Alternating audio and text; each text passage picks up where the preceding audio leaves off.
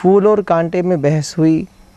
कांटे को अपनी ताकत का घमंड था और एक दिन कांटे ने फूल से कहा, मुझे अनुभव होता है कि ईश्वर ने तुझे व्यर्थ बनाया। किस लिए? थोड़ी सी शीतलहर आई, थोड़ा सा ताप बढ़ा और तू धरती पर। बिखर जाएगा जीवन तेरा। मात्र 1-2 दिन का तेरा जीवन है और उसके बाद सब खत्म। और ना जाने मैंने कितने तेरे पूर्वजों को इसी प्रकार से धरती पर गिरते हुए देखा है। और मुझे देख, मेरा जीवन कैसा। बोले इतना समय हो गया और मेरा कोई कुछ बिगाड़ नहीं सका। जानते हो क्यों? कोई मुझे छूने की हिम्मत नहीं कर सकता। किस लिए? क्योंकि वो जानते मैं उसे काट खाऊंगा।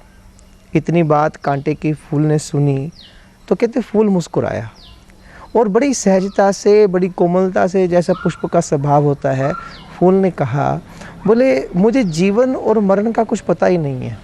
मेरे तो जीवन का ध्येय, मेरे तो जीवन का लक्ष्य मात्र दूसरे को प्रसन्न करना ही है। देखता हूँ जिस वक्त कोई आता है और उसके चेहरे पर मुझे देखकर जो प्रसन्नता खिलती है, मुझे देखकर जो उसके चेहरे पर एक आनंद की लहर मुझे अनुभव होती है, बस वही मेरा जीवन हो जाता है।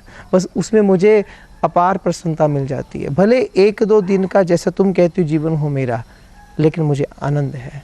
बोले इतनी बात पुष्प की सुनी तो कांटे को शर्म आई और उसके बाद उस कंटक ने जीवन पर्यंत पुष्प की रक्षा करना अपना कर्तव्य समझ लिया।